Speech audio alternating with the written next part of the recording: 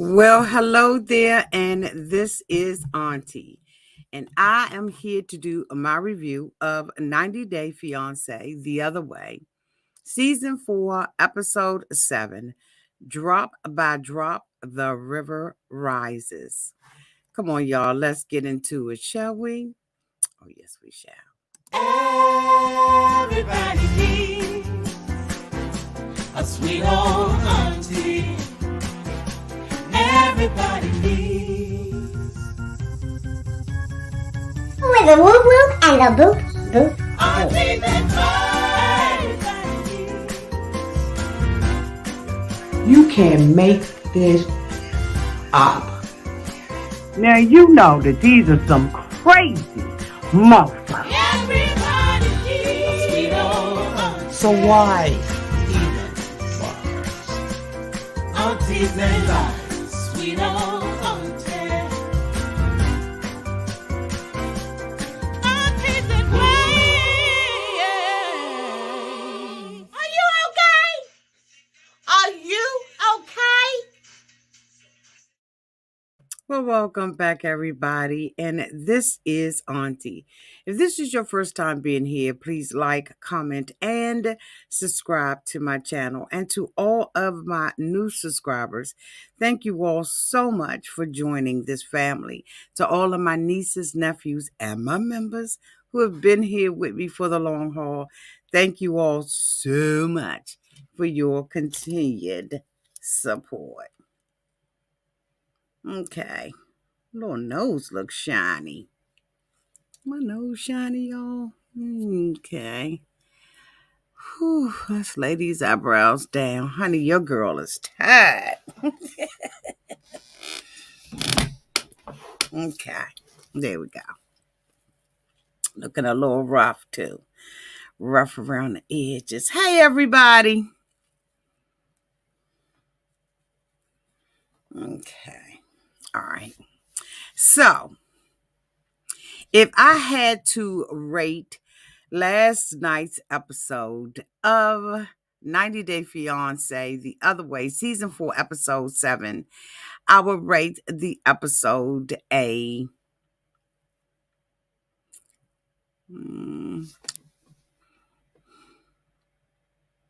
probably a D. I probably would rate it a D, y'all. Let me think about it.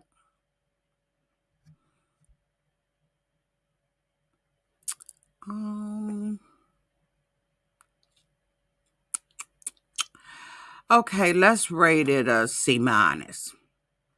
No, I think I want to stick with my D.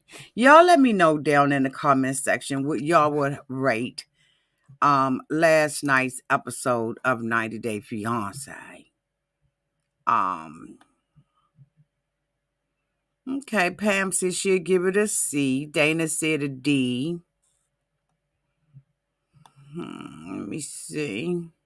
Yolanda said a D. Barbara said a C. Terry said a F. Cynthia Hughes said a C. Yuli said a D minus. Okay, Cat A said a D minus. Sarah Martinez, okay. Cat Lover. Angela Rochelle said she would give it a B minus. Trisha Ann said a C plus because I laughed way too hard. I didn't laugh at anything. Well, you was laughing? What? It was a funny scene. Did I look at the wrong episode?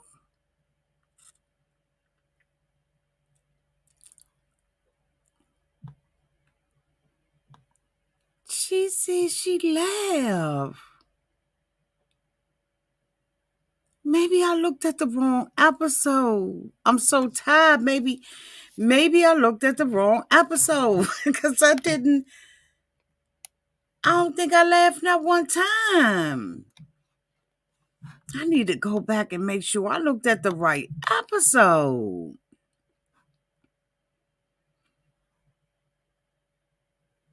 Okay. I must have looked at the wrong episode. I ain't laughed not one time. Maybe I'm just tired and need to get myself together. I ain't find nothing funny about this episode.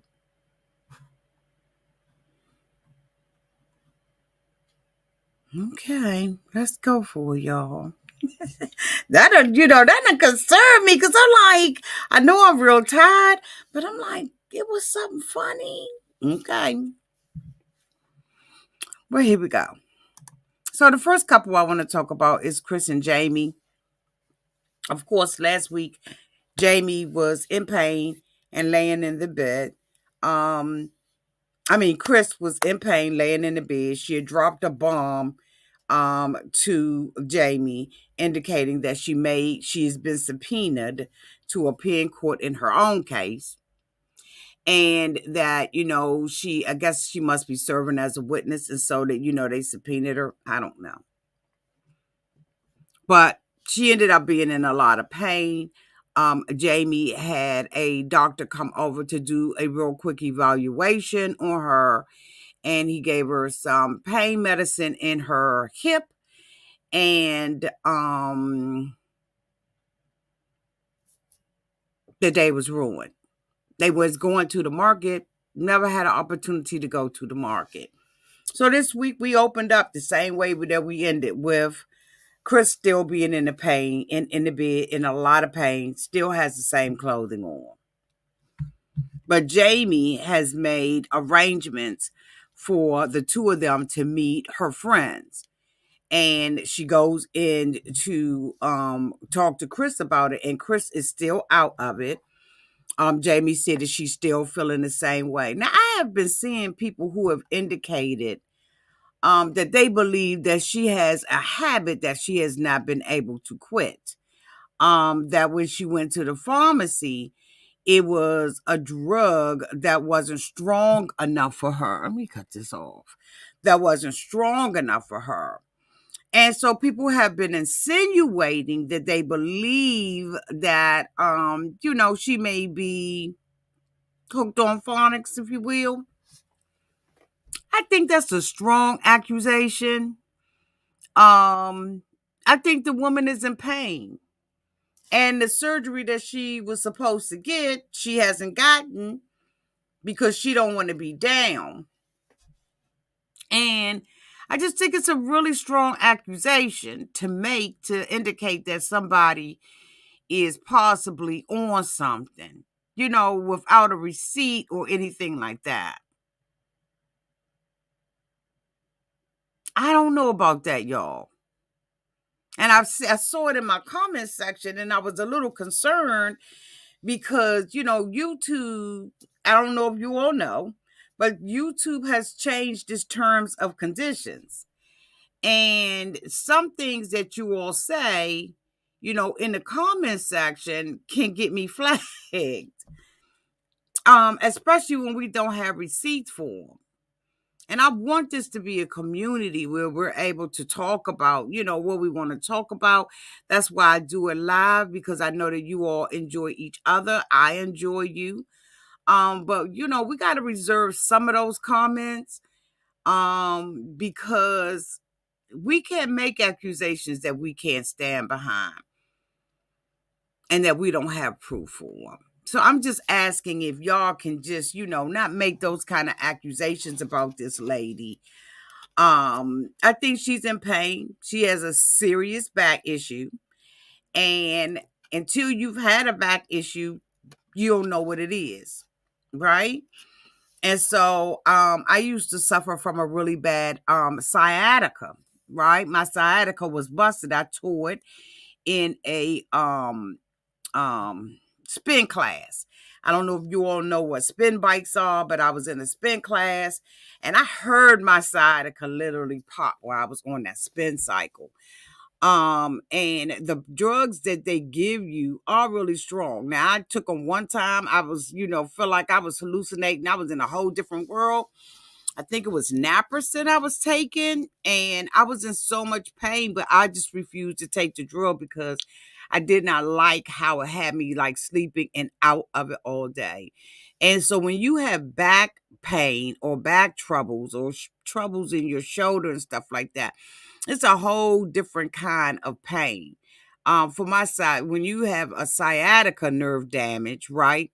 You can't sit, you can't stand, you can't kneel, you can't do anything like that. I mean, that's if anybody's ever suffered from it, you know what I'm talking about. And the pain pills, I know that there are people who legitimately get addicted to pain pills, but y'all, let's not make accusations that we can't back up and they end up in Auntie's comment section and I have to deal with it with YouTube. Okay. So yeah. I feel like I got some on my teeth. So anyway, I just wanted to make sure that I put that out there so that we are, just a little bit more. I know y'all still gonna read, drag, and gag, but I just had to put it out there. Okay, because it was quite a bit of those kind of comments in the comment section. So anyway, Jeymi went to her, asked her, told her, well, reminded her that they were supposed to have been going to meet up with the friends.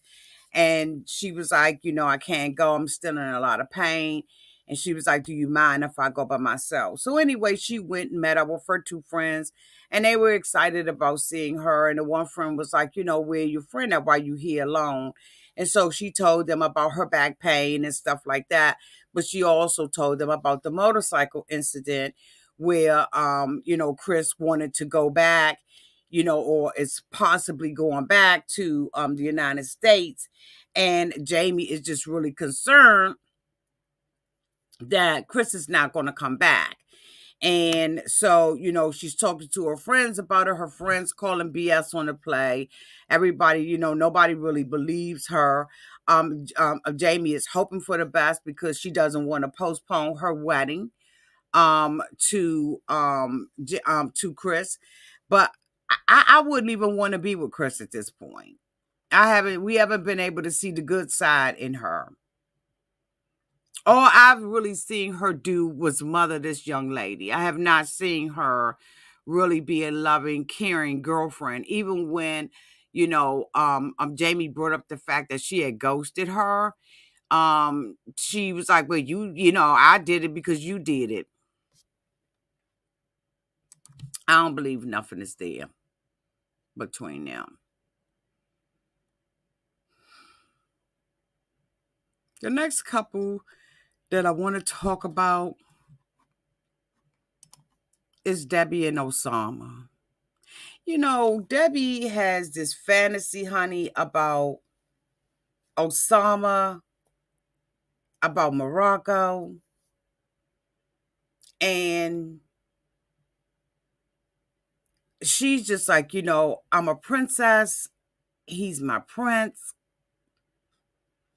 It's almost laughable if it wasn't just pathetic.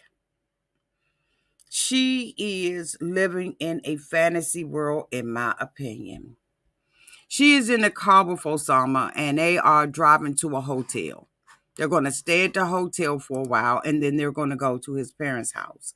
And so while she's in this car with him, in an Uber, she is asking him about, what is his expectations. And I'm thinking, you've been with this mother talking to him for 3 years, and this is the first time you talking about what his expectations are. So he says that he wants her to be half Moroccan. And I'm thinking to myself, how the hell you do that? So he wants her to be, half of a modern woman and half of a Moroccan woman. He wants her to go to his family's home and he wants her to, live with him and his parents on their farm. And she's like, oh, I'm going to be a farm girl and, all this kind of stuff. And I'm like, this ain't funny. Like, get out of this cloud. Like, looking at Ousama's mouth, you can tell that Ousama's family is not from wealth. His mouth is tore up. Like, he has the mouth of a 98-year-old man. And I don't know why dental health is not important to him, but bitch, it's not. And we're going to go hit on and be all the way 100 about it. I could not stand and smile in his face. And he is looking like this. But this is her Prince Charming. This is the man of her dreams. She is about to relive her life, right? She feels youthful. She feels excited. And he's sitting and saying, I want you to cook for me. I want you to do my laundry. I want you to help me take care of my parents. Like, bitch, what is romantic and whimsical about all of that? Debbie is cuckoo for Cocoa Puffs. I saw Debbie in an interview that she did with ET Entertainment Tonight. And y'all, I'm telling you, I'm concerned. She indicated in that interview, right, that she was really, really depressed. And, she just was living a life, secluded from everything and everybody. And the young lady who was interviewing Debbie asked her, Debbie, how did you come out of this? And she said, Ousama. She said Ousama is, talking to Ousama is, why she ended up coming out of this depressed state. Like, she was really depressed. Now, I'm thinking that Debbie was going to say counseling or, something like that. No, she said Ousama is the one that brought her out.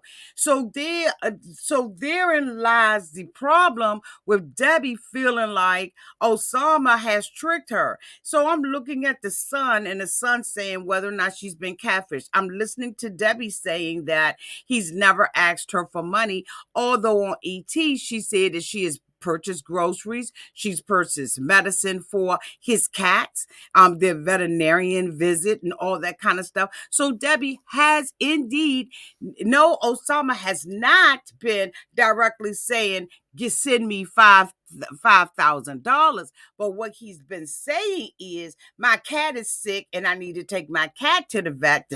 Okay, this is all alleged. Okay, and in my opinion, while he has not been directly asking Debbie for money, he has been letting her know what they don't have, so that she can fulfill a need.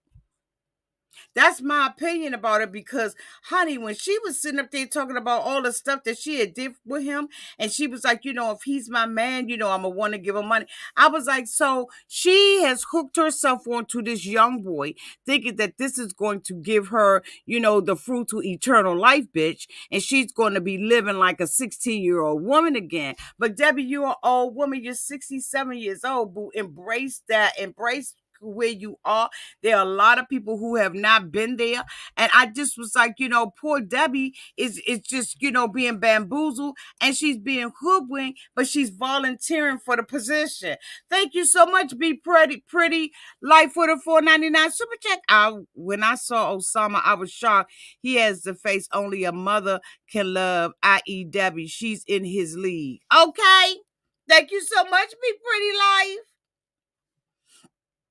He needs to get dental work done. I think that if he gets dental work done, pre-Betty life, be pretty life, I think that he will look 100% better than what he looks like now. Because see him standing right here, he's not an ugly guy. But Auntie, when he open up his mouth, you be like, bitch, oh no, we ain't doing this. We are not doing this today. Bitch, we're not doing this today, pre-Betty. I mean, be pretty for life. It's his mouth. But she is living in a fantasy world. She is now at 67 years old. She's just asking him these questions in the van. And so, they're in the van and everything, and they're, going to the hotel. And, she was like, okay, so we're going to do this for a while. And, I don't know whether or not I'm going to be able to do this. So, am I going to be able to pop my glass of, my bottle of wine and chill out or whatever? And he was like, oh, hell no. And she was like, what do you mean I can't have it? He said, well, in my religion, He says that we believe that when you bring bad things into the house, like alcohol or drugs, that you send the good spirits out of the house and you invite in the bad spirits in the house. And they do call alcohol spirits, right? But we won't get into that. But she was like, so can we sneak it in? And he was like, no, because I'm not going to tell a lie. If you're going to have a drink, you're going to have to drink outside of the home. So while all these conversations did not happen 3 years prior to this, Debbie ain't doing her homework. Debbie wants a child. He is a science project. All the stuff that Debbie was saying in this particular interview, y'all, and if I remember, I'll put it in my community wall. All the stuff that Debbie was saying about how she, been helping people and saving lives, bitch, jumping out of planes in a single bound, like leaping over buildings and, just rescuing kids and all that kind of stuff. I was like, Debbie's looking for a project. She's looking, to do humanitarian work, bitch. I mean, and I couldn't understand it. And so, they get to the hotel and everything. They doing what they do with the woo whoop and the boo boo boo. And then the next thing you know, Debbie is, back in his room. She said that she got a princess dress on. I just was like, Lord God, it's just a secondhand embarrassment of it all. And I don't know if you all can understand that, but it's the second-handed embarrassment that I feel when they're together. I feel ashamed for her. I feel embarrassed for her. I feel humiliated for her. I have all of those feelings all wrapped up, bitch, into one. And it's serious secondhand embarrassment on my behalf, on my part. I'm telling y'all right now, it really, really is. And so, she comes in and, she was talking about, the hotel and, that he's romantic and all that kind of stuff. And thank you so much, Mo C, for the $5 super chat. I think Debbie is in the U.S. She kept saying in an interview over there. Yeah. Well, he told her she had to go back, Mo C. How you doing, boo? Thank you so much for the $5 super chat, sweetie. Thank you. He sat down with her when she was sitting up there making up all these little things and talking all these fantasies and looking in his eyes lovingly and desperately. He told her, you here for a trial run for 2 months, and then you got to go back to the United States. Debbie said, what? You told me go back to America? He said, yeah. She said, you told me that you're telling me you want me to go back to America? He said, yeah. We need to see whether or not this is reality. We're living in reality. And Debbie was like, you got the audacity to say that after we've been together for 3 years. He said, on social media. But this is reality. And bitch, I said right then and there, I don't care. She told us in the interview that she's the one that brought the skateboard, like a teenage son. She is the one that, basically has him off his job, in my opinion, because Debbie has been financially taking care of him and his family. And that's probably why Debbie gets to stay in the house. But he used sense and he said the truth. Whether Debbie liked that or not, what he said was true. We have been together in social media world. But he said this is reality. And I was like, he's smarter than you think he is. And Debbie got mad and said she felt deceived. And now she don't trust him. She asked him why did he lie to her. And he said, because I know if I had told you the truth, you wouldn't have come. But you got 2 months to be here with me. And then my expectation is that you go and take your ass back to the United States.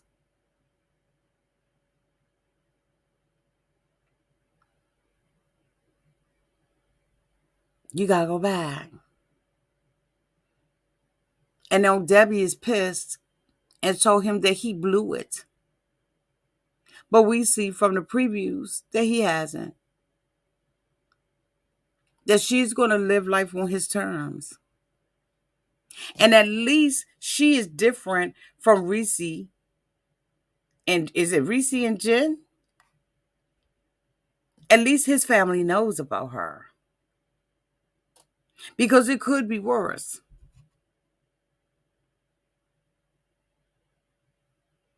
She's totally taking care of him and she's okay with that. She said she gave up her whole life and her kids for Reese. Ain't nobody tell you do that but you. See, Debbie, you had a decision to make at 67 years old. And you want this science project. But you have to remember that it's not going to last always. That the project has a beginning and an end. So if you are in this thing for a project and for somebody to help, it's going to come to an end because at some point he's going to be able to stand on his own.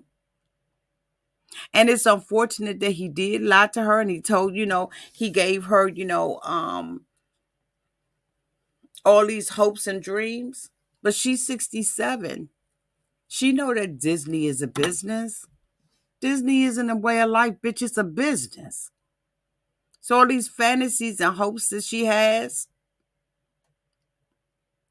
the whole hotel was in her room. In her name. She ordered 2 hotel rooms and both of them was in her name. So you know that, I don't know if she thinks that she's paying for this experience with him. She says that he's romantical. I ain't seen it. I saw him bring some little withered flowers to the airport. But he doesn't have the finances to be romantic. Debbie would ask, here's the sad part. When Debbie was asked in the interview by the young lady, Debbie, if this relationship with him doesn't work, okay, you're healed now. You say that you're no longer depressed or anything like that. She said, Debbie, now that you're at this healed place, if the relationship with Osama, I said Obama, child. Ousama doesn't work, how will you be? She said, I don't know because he's my world. He's the one that brought me out of this, so I don't know. I said, bitch, she's cuckoo for Cocoa Puffs, and she needs a psychiatrist, in my opinion. She needs a therapist. Because this right here, this ain't going to work. The next couple I want to talk about is Nicole and Mahmoud, or whatever. This week, we see him apologize for the mean things that he said to her last week. The apology, in my opinion, was a patch-up deal because he had made a promise to his uncle that he was coming. So he understood that Nicole was upset and Nicole was mad, and he needed to get her to his uncle's house so that his word could be his bond.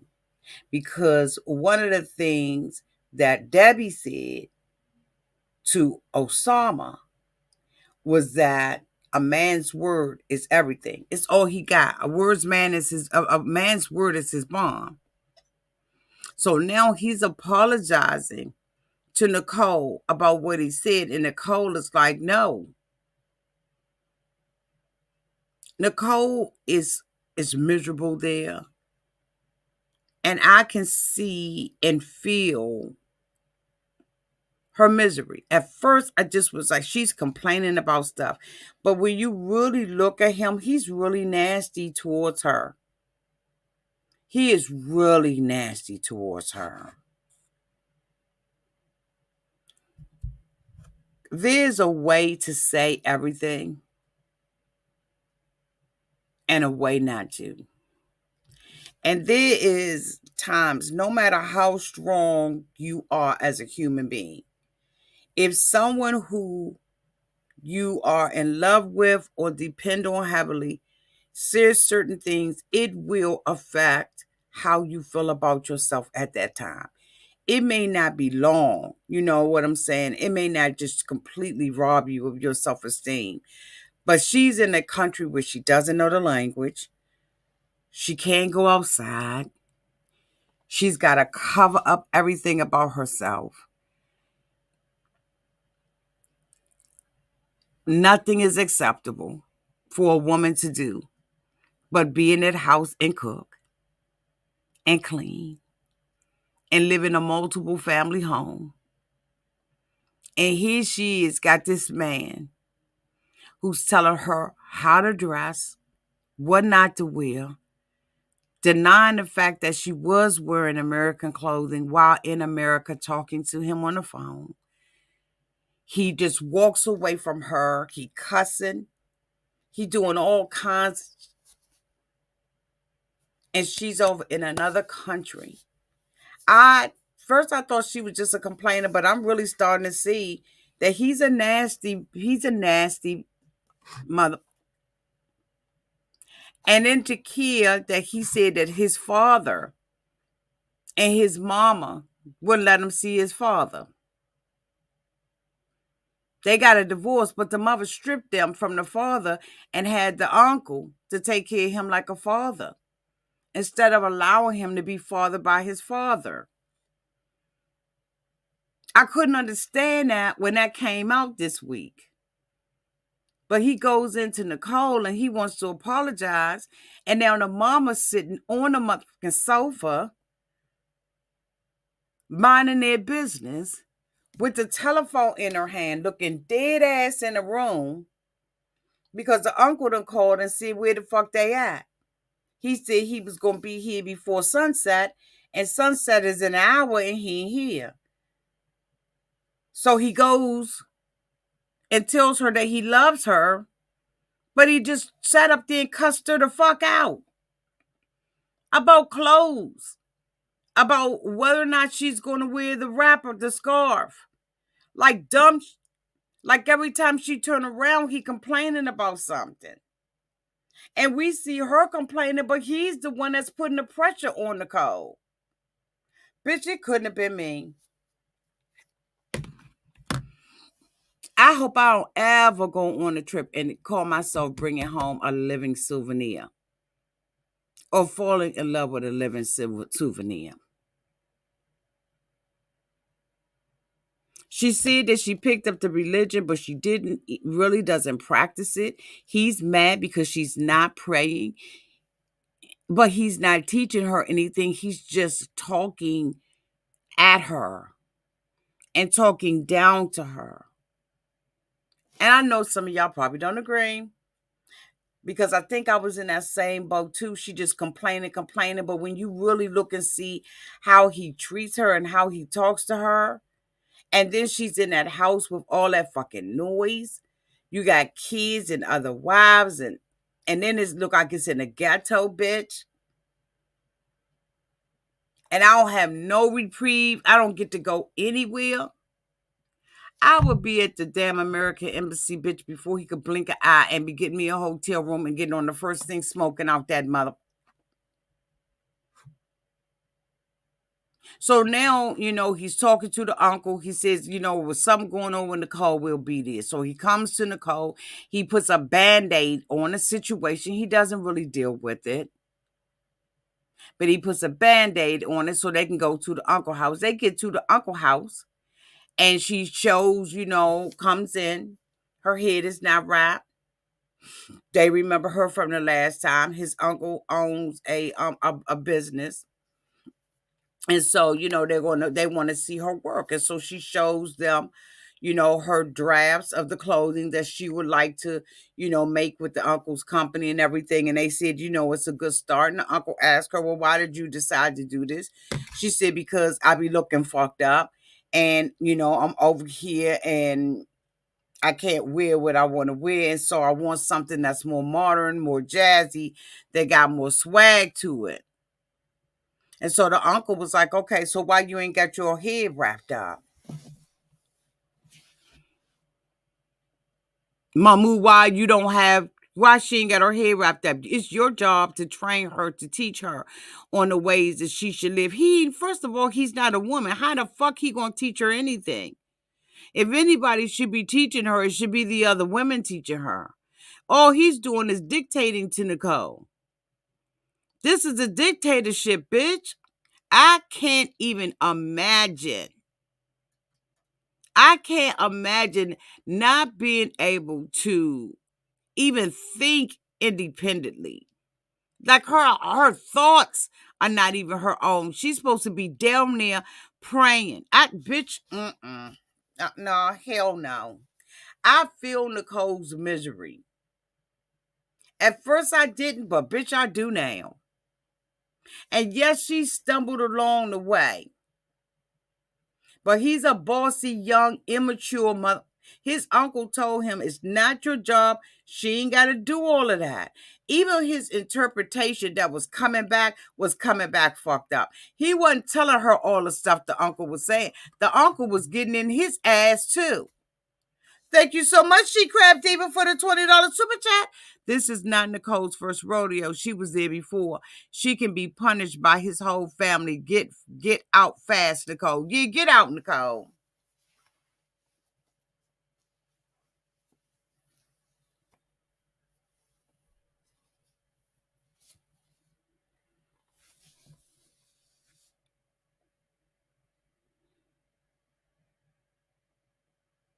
I feel really bad for her because she's not in a place where she's going to be able to even enter into an agreement with the uncle without him. She can't even enter into an agreement with the uncle without him, without his say-so, without his sanction.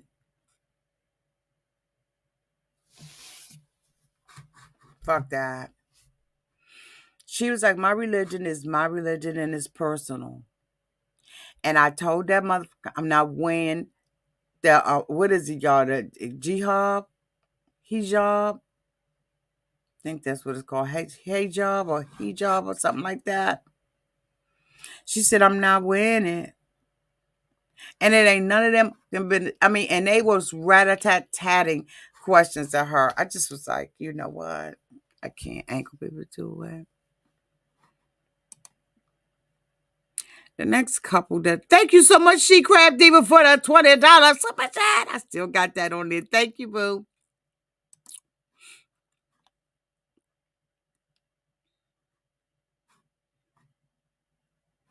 Yeah, I know how it's spelled. I need the pronunciation for it. But anyway. So, Jen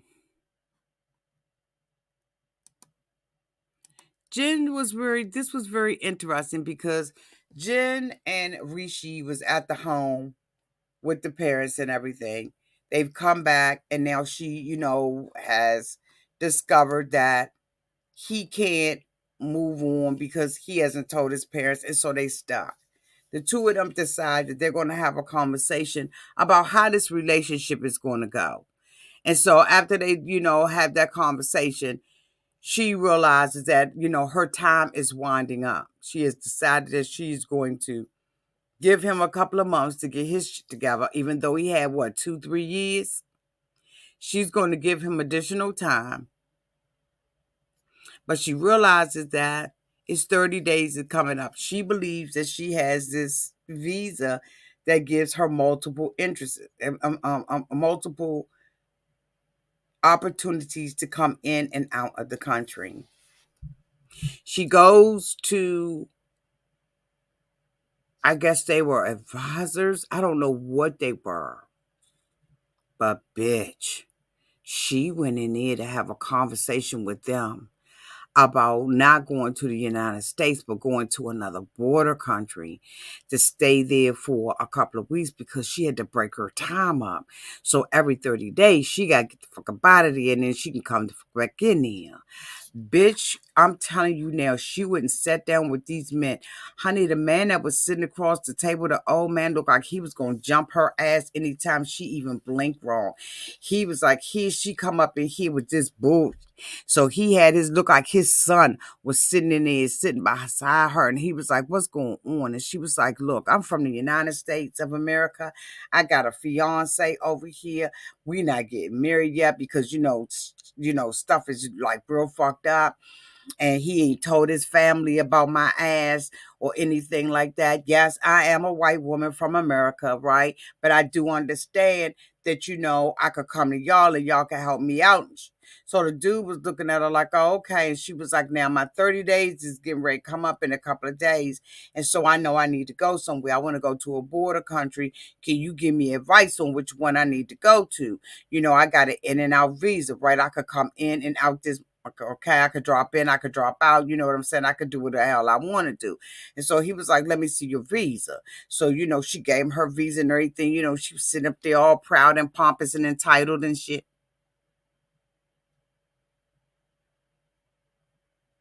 He looked at her visa. He was like,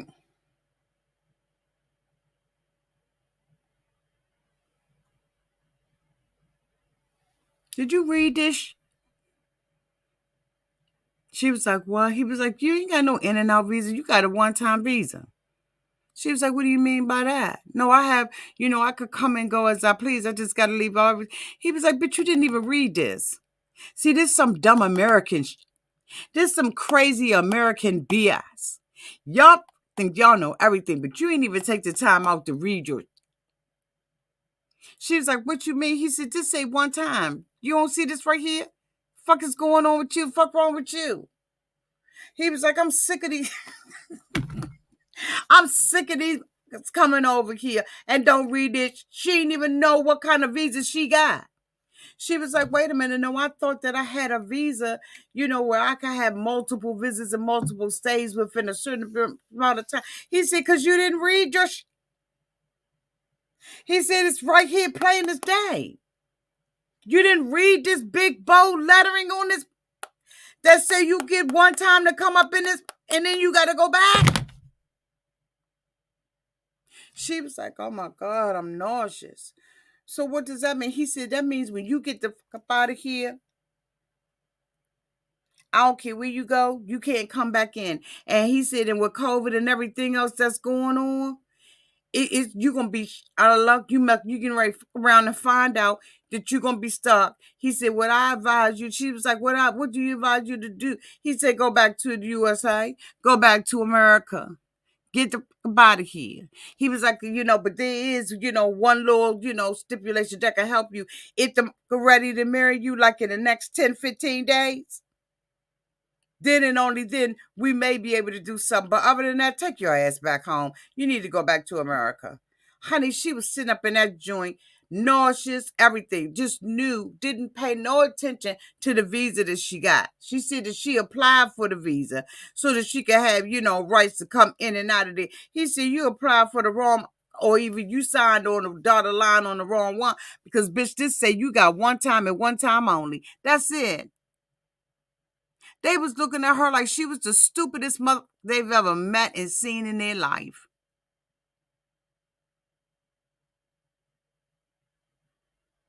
But you know what? She's giving her whole entire life to all of these men. She want to be with this man so bad. Then she gonna go to Rishi and tell Rishi that I fucked up. I didn't pay attention to my visa. And now I gotta go back home with all my family and friends and be embarrassed. You damn right. First of all, the man was standing up there looking at her like she's a dumb mother. He said, this is some crazy American. What he meant was, these are some crazy entitled Americans who think they know everything and don't know. They don't do their homework. They don't do their research. And how many times, y'all, have we talked about our fellow Americans who don't do the homework to be over that month? They don't do the homework. They don't research the culture. They don't know if you got to pray 5 times a day. They don't know whether or not your back can't be out in your designs. They don't know. Entitled Americans is who we are. We don't want to do homework. Thank you so much, She Craft, even for the $20 super chat.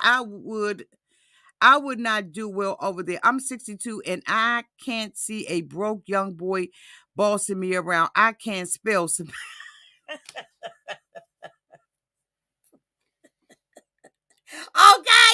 I couldn't do it with none of them.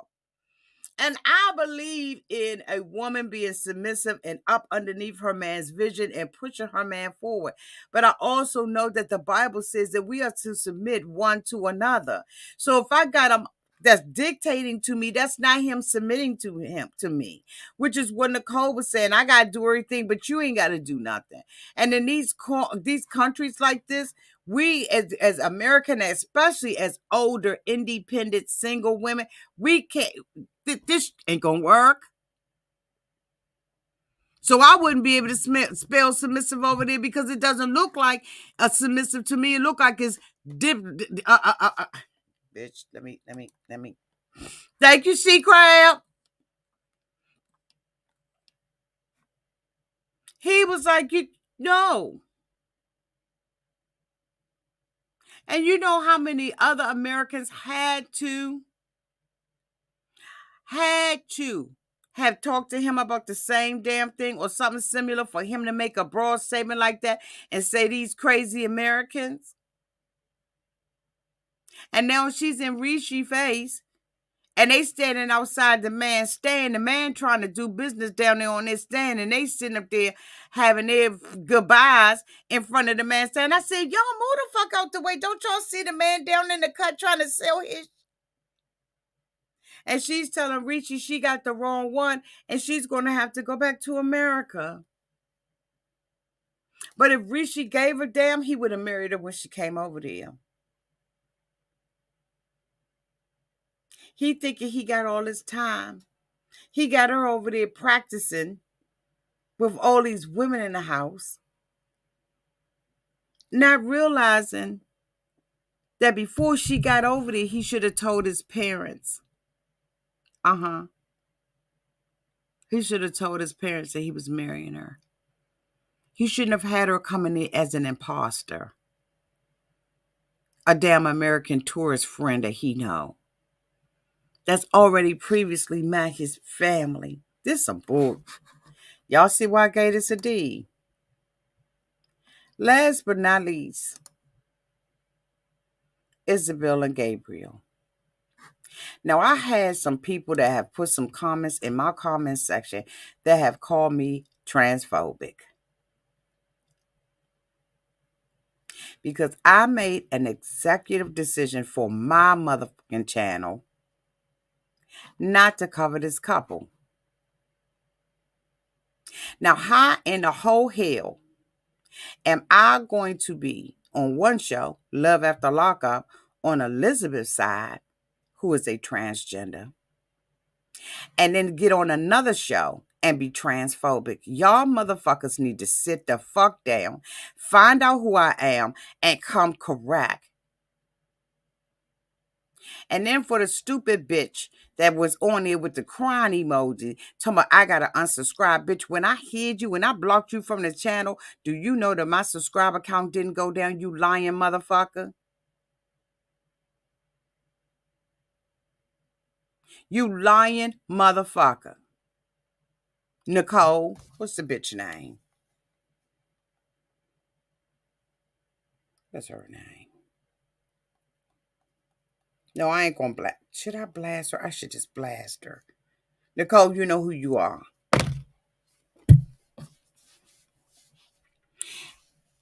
I have made an executive decision on many shows that I cover.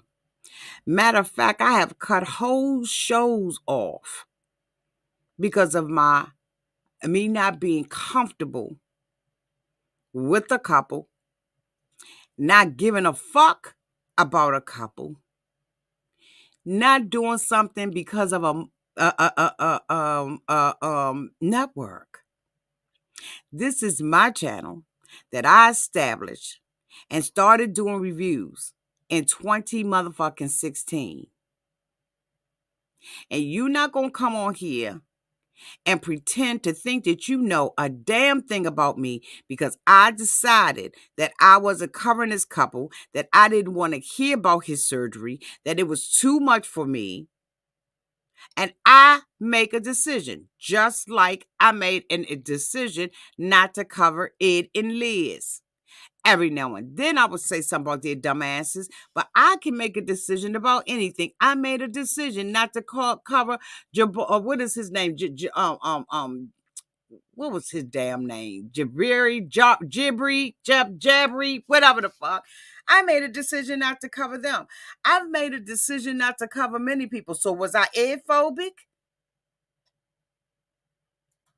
Was I gibberish phobic? You're not going to put a label on me that I don't deserve. You're not going to do it.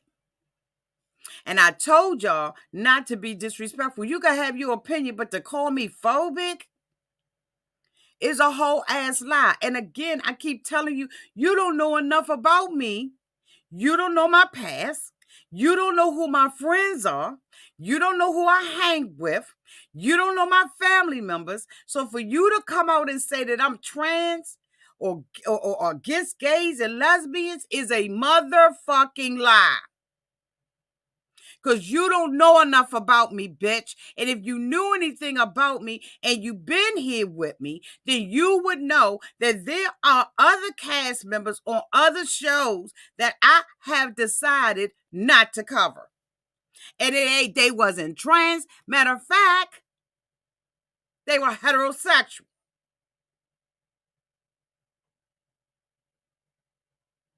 So if you don't know what you're talking about and you mad because I'm not covering that person, it's plenty of other YouTube channels who cover these people. You don't have to have an excuse to leave, bitch, just leave. Because I make the decision about who I'm going to cover. And that they was talking about last week was too much for me. I don't want to hear about that. I don't care if it's a heterosexual couple. I don't want to know the ins and outs of how it's growing and how it's towing and who getting this and who getting that. I don't want to know all of that. I don't want to know whether or not he got to put it up with his finger and she got to. I don't want to know nothing about none of them. And when they get down into the dirt, I don't want to know about it. I don't give a damn.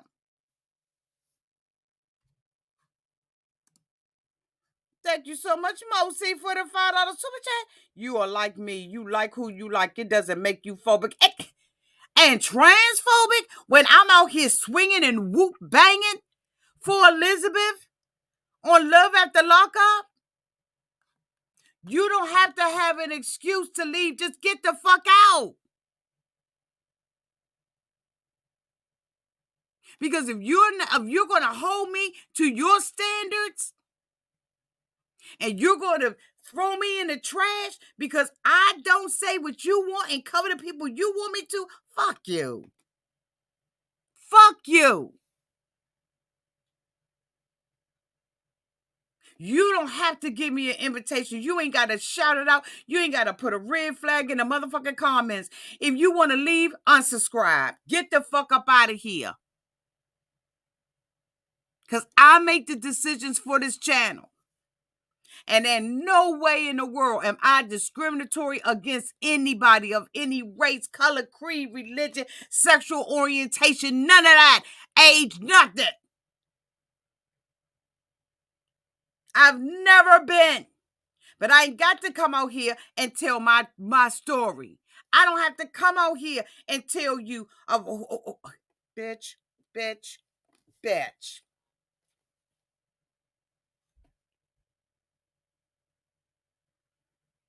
Auntie's scared. She's scared to say anything about the gay community. I've been talking about them.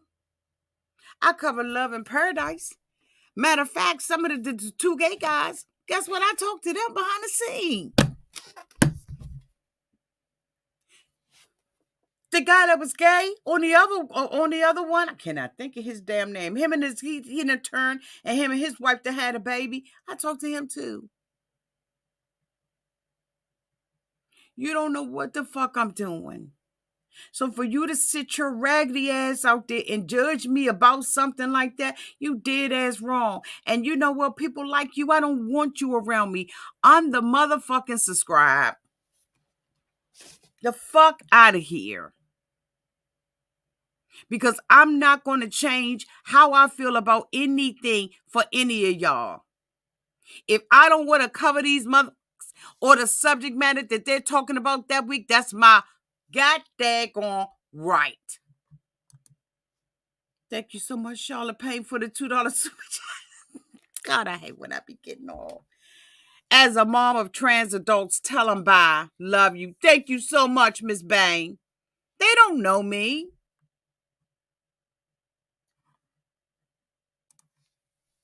Thank you so much, Giselle, for the $1.99 super chat. Nicole, listen to Toby. Somebody unfollow me. Thank you, boo. Thank you. Thank you so much, Monique W, for the $5 super chat. Auntie's house. If you come in and jump on furniture, get out. Okay, thank you. I hate for people to pretend to know who I am.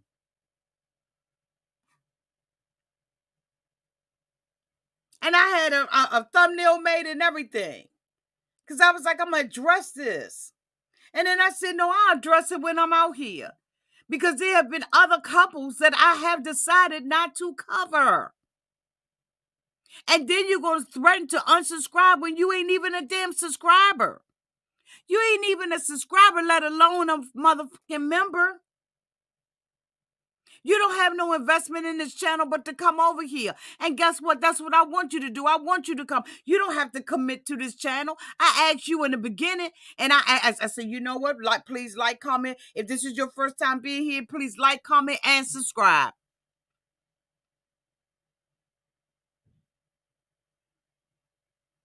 I'm not begging you to be here.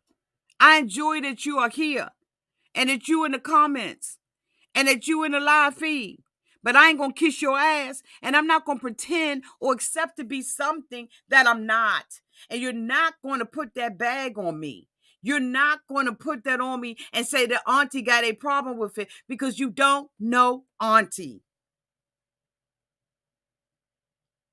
And I'm not going to sit out here and throw none of my friends' names under the thing. I'm not throwing nobody out there, not a family member, nobody, to justify what the fuck you think it is. Because it ain't what you think it is. You don't know me. And then you feel like I don't have a right to choose who the fuck I want to cover. So that lets me know that you ain't really about it with me. You don't really give a fuck about me. You know why I know you don't? Because you don't even know that there are other cast members on multiple shows that I have decided not to cover. So you don't belong to me and I don't belong to you. If you think that I'm scared or transphobic, because how can I be transphobic and then be trying to bitch, I can't. All of that stuff that he was covering last week was too much for me. I did not even want to get into it. There are other people who are getting into it. Go find them. You can go in and put in a search engine, 90-day fiance review. Bitch, you could put 90-day review other way. Bitch, you could put the other way review. You could say review recap of. Bitch, you could say whatever you want to say. There's other, because that's doing it. Go the fuck where they at. Because you ain't gonna hold me hostage to be who you want me to be. I'ma be who I am. And I am authentic. When I come out here and I cut this motherfucking mic on, I'm authentic every time I come out this bitch.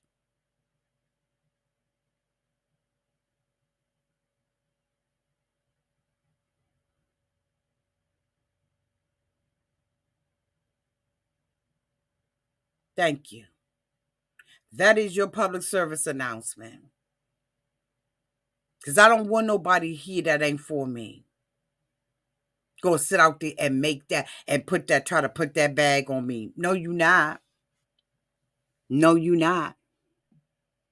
And as a black older woman, I know about discrimination. So don't come at me with that bull. Excuse me for cussing the way that I did. I usually reserve that for the membership. But don't put a label on me that I don't deserve. I love everybody. And the people that I don't love, fuck them. But I don't discriminate against people. I've been discriminated against.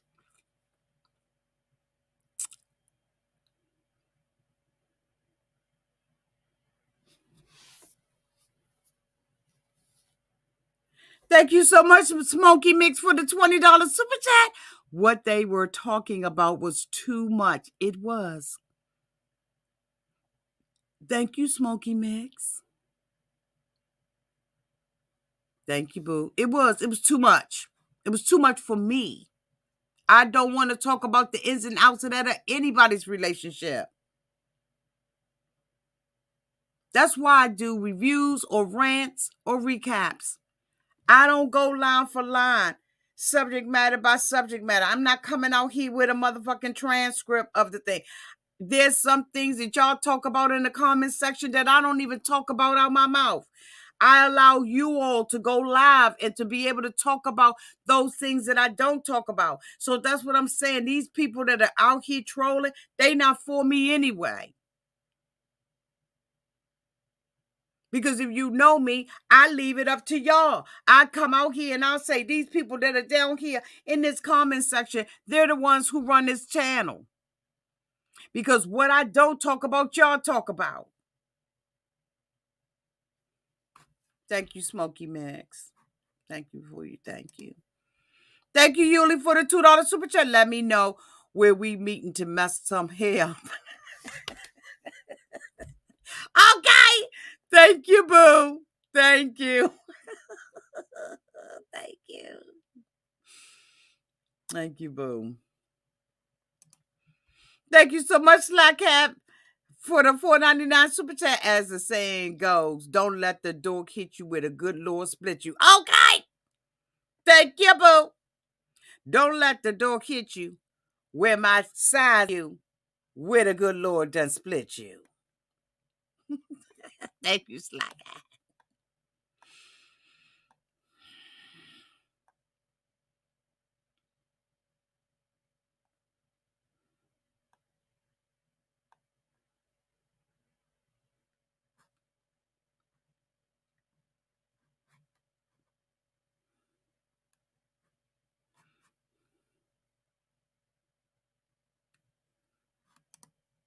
Thank you, y'all. So this week, they wasn't talking about all that nasty stuff.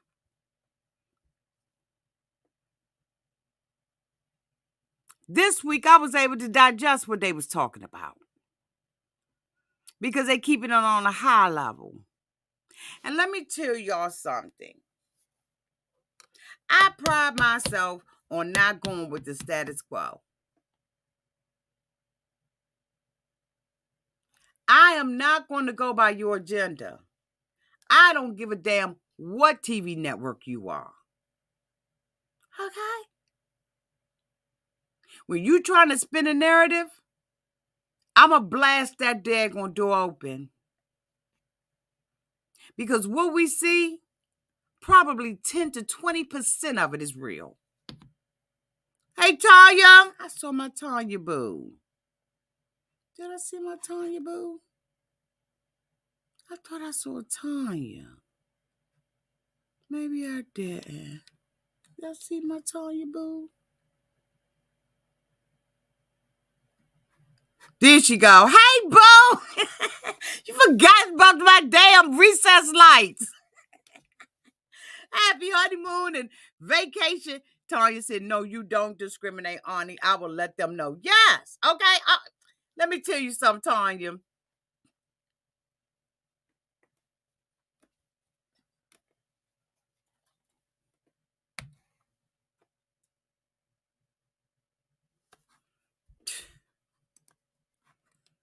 These people stupid.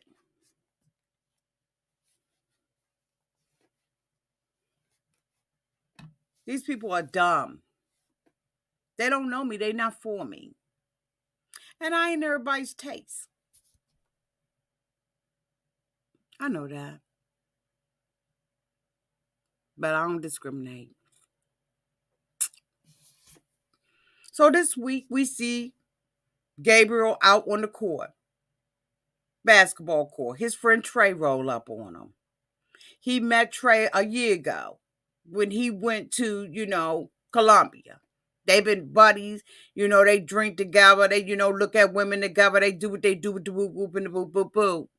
He tells him that he getting ready to buy a ring for Isabel. And he like, man, come on, you serious? You want to do this? She possessive and she don't like my ass. So Gabriel was like, you ain't going nowhere. She already know that. He said, I got to pop the question to her, to her parents. I'm getting ready to go meet them. And I got something else I got to tell them. And so Trey was like, well, he was like that I'm transgender. Man, Trey almost fell the fuck out. Trey was like, no, what? He didn't even tell Trey. He said, that's why I ain't never let you on my Instagram. Because in an interview that interview that Gabriel did, Gabriel said in the interview that when women come up to him and want to meet him, he gives them his Instagram. Instead of him verbally telling them that he's transgender, he sends them to his Instagram.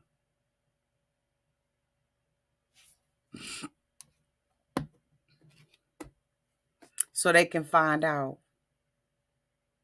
Now here, this is somebody he been known for a whole year. And he ain't told dude nothing. His friend almost fell the fuck out.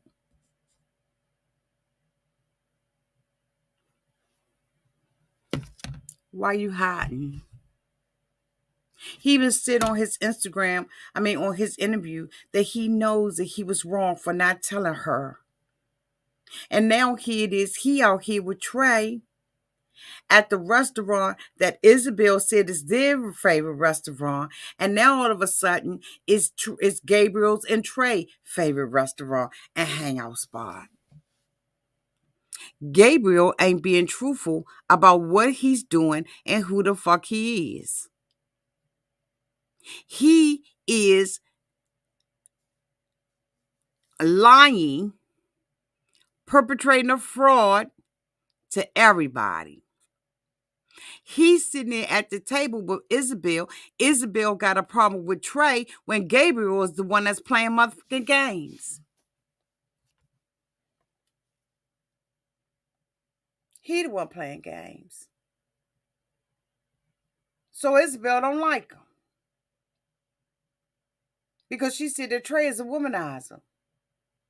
When your man is sitting up there hanging with Trey and probably the one that's doing the most flirting. Because he only got a short time there. He got to make his move and then bust it on back to the U.S. And Trey was like, I ain't got to do with it. So don't put that on me.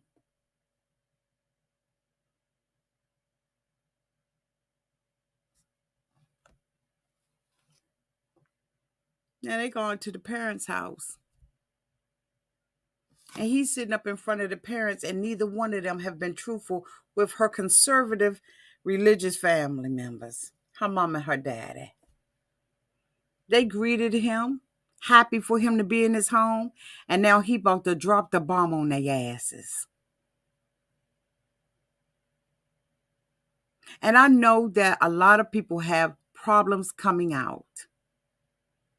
I know a lot of people hide who they are because of insecurity and they feel unsafe. That is understandable. But you done been there to Colombia. You've met this girl. You have integrated yourself into her family life. You know her children. You sleep under her roof. You help pay her bills. She quit her job for you. The least you could do is be honest with her parents about who you are and stop all the lying. It's time to walk into it, what it is you are doing. Show up authentically. That's for anybody. And Gabriel is not showing up as his authentic self. Don't get mad at that. Tell me that's a lie. When Trey said he on a football team, he's a wide receiver. How many people on the team truly know who Gabriel is? See, a lot of times you assume that you're going to get non-acceptance.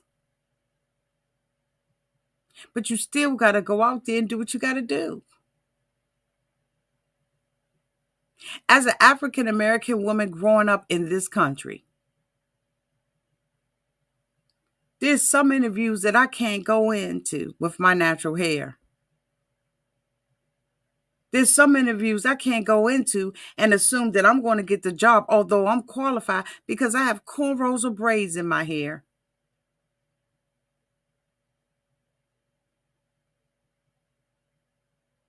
But I'm still going to show up because I know who I am and I know whose I am.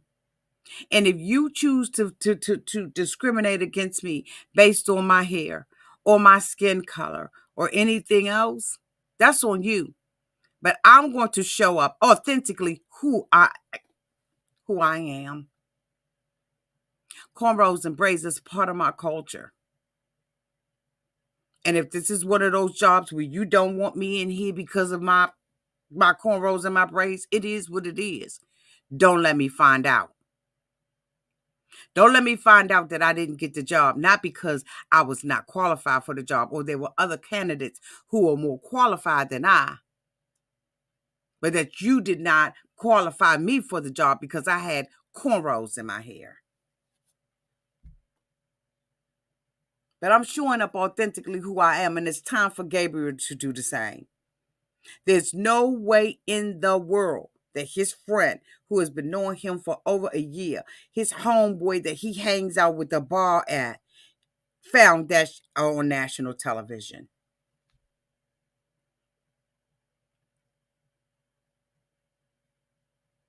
He didn't even give him a chance to process it. He had to hurry up and get himself together because guess what? He had red lights in his eyes. He had cameras on him. That's not what you do to a friend. That's not what you do to somebody you respect. That's not what you do with somebody you love.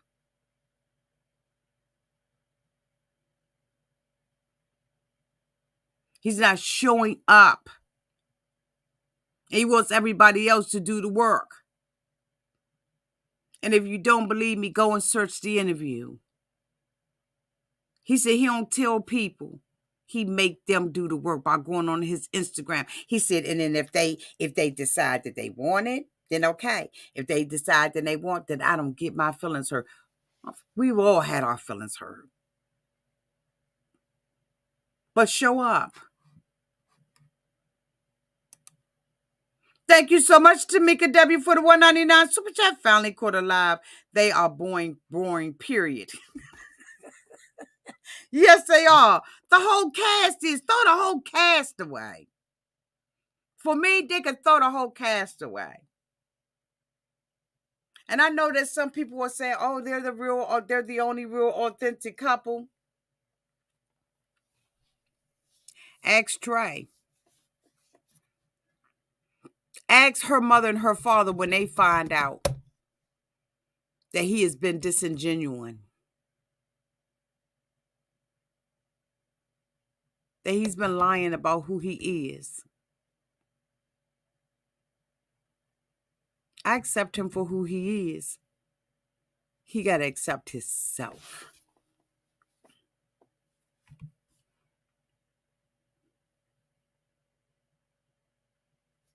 Anyway, thank you all so much for being here. Again, I have rated this a D.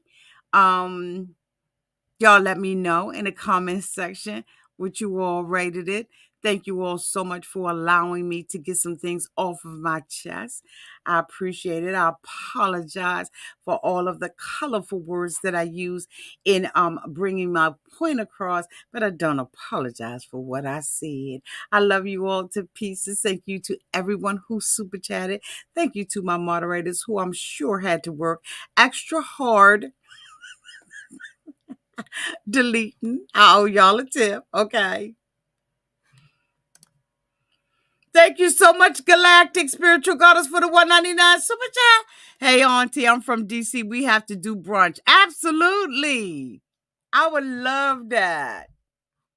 Absolutely. I will show up.